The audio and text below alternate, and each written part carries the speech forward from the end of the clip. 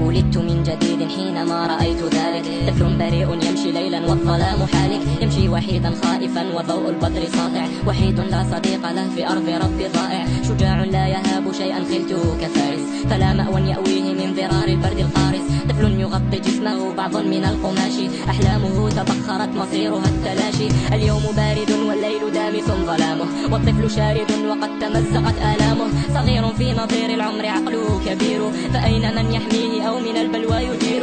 فراشه التراب قد توسد الصخورا، وكل من رآه لم يكن به فخورا. سألته أما من نور في الحياة، أما من بسمة قد تذهب المعاناة؟ أجابني بحسرة ودمعة سيالة، بنظرة حزينة فلتسمعوا مقالة. دعوني أحكي ما ببالي، أحكي ولا أظن أن منكم من يبالي، أحكي ولا أسيء في كلامي، بريء لكن لا يرى غير الظلام.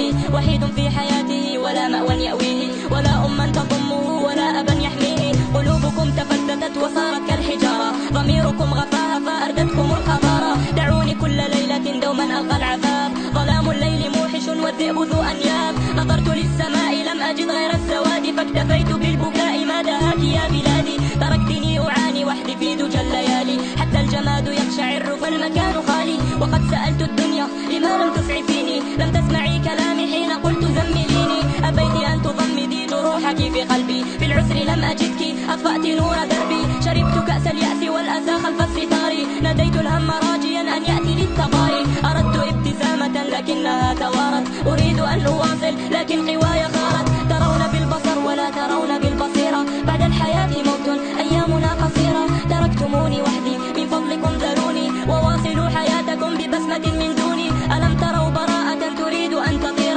ألم تروا وجها غدا عبوسا قمطريرا؟ ولن ألومكم فربما هذا ابتلائي، إن لم تروني حيا سأكتب رثائي. والحبر دمعة تسير قطرة من خدي، قد عشت عيشا ضنكا ولم يكن بودي. رجال الحق قالوا الصابرون نالوا، والذهن حامل لما لا تحمل الجبال.